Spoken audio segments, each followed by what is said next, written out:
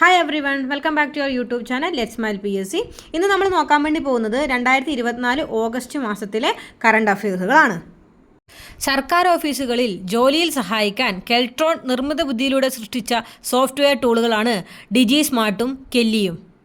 മയക്കുമരുന്ന് വിൽപ്പനയും ഉപയോഗവും തടയാൻ നടപ്പിലാക്കുന്ന പദ്ധതിയാണ് യോദ്ധാവ്. രാഷ്ട്രപതി ഭവനിലെ ദർബാർ ഹാളിൻ്റെയും അശോക് ഹാളിൻ്റെയും പേരുകൾ മാറ്റി.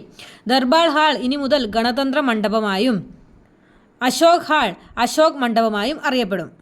അന്തരീക്ഷ ഓക്സിജൻ ശ്വസിച്ചു പറക്കുന്ന ISROയുടെ ആദ്യ റോക്കറ്റ് പരീക്ഷണം വിജയം. ശബ്ദത്തേക്കാൾ 6 ഇരട്ടി വേഗത്തിലാണ് ATV അഥവാ advanced technological vehicle rocket oxygen ശ്വസിച്ച് പറന്നത്.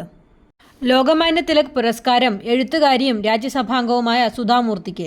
1 ലക്ഷം രൂപയും ഫലവും അടങ്ങുന്നതാണ് പുരസ്കാരം. തുടർച്ചയായി 7 തവണ കേന്ദ്ര ബഡ്ജറ്റ് അവതരിപ്പിക്കുന്ന ധനമന്ത്രി എന്ന റെക്കോർഡ് നിർമ്മല സീതാരാമൻ സ്വന്തമാക്കി.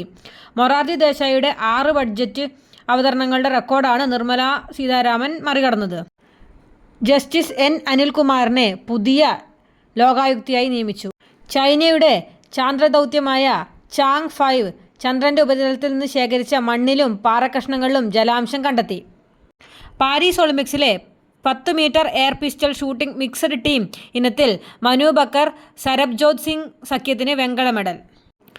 സ്വതന്ത്ര ഇന്ത്യയിൽ ഒരു ഒളിമ്പിക്സിൽ 2 മെഡലുകൾ നേടുന്ന ആദ്യ വനിതാ താരമാണ് മനു ബാക്കർ. പുരുഷന്മാരുടെ 57 കിലോ ഫ്രീ സ്റ്റൈൽ ഗുസ്തിയിൽ അമാൻ ഷെറാവത്തിന് വെങ്കല മെഡൽ. പാരീസ് ഒളിമ്പിക്സിലെ വേഗമേറിയ പുരുഷ താരമായി അമേരിക്കയുടെ നോഹ ലൈൽസ്. 2028 ഒളിമ്പിക്സ് നടക്കാൻ പോകുന്നത് അമേരിക്കയിലെ ലോസ് ആഞ്ചലസിലാണ്.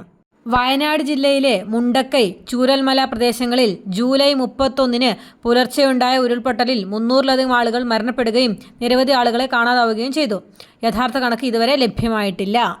UPSC ചെയർപേഴ്സണായി പ്രീതി സുധനെ നിയമിച്ചു.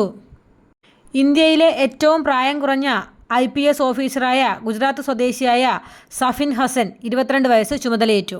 ഫിജിയുടെ പരമോന്നത സിവിലിയൻ ബഹുമതിയായ companion of the order of Fiji രാഷ്ട്രപതി ദ്രൗപദി മുർമുവിന് ഫിജി പ്രസിഡന്റ് സമ്മാനിച്ചു. ഡോക്ടർ PT ബാബുരാജിനെ സംസ്ഥാന ഭിന്നശേഷി കമ്മീഷണറായി നിയമിച്ചു. ഡോക്ടർ സുകുമാർ അഴീക്കോട് സ്മാരക അവാർഡ് കഥാകൃത്ത് T പത്മനാഭന്. 50,000 രൂപയും ഫലകവും അടങ്ങുന്നതാണ് പുരസ്കാരം. പാരീസ് ഒളിമ്പിക്സിൽ 5 വെങ്കലവും 1 വെള്ളിയും ഉൾപ്പെടെ 6 മെഡലുകൾ നേടിയ ഇന്ത്യ മെഡൽ പട്ടികയിൽ 71-ാം സ്ഥാനത്താണ്. 40 സ്വർണവും 44 വെള്ളിയും 42 വെങ്കലവും ഉൾപ്പെടെ 126 മെഡലുകൾ നേടിയ അമേരിക്ക 1-ാം സ്ഥാനവും ചൈന 2-ാം സ്ഥാനവും കരസ്ഥമാക്കി.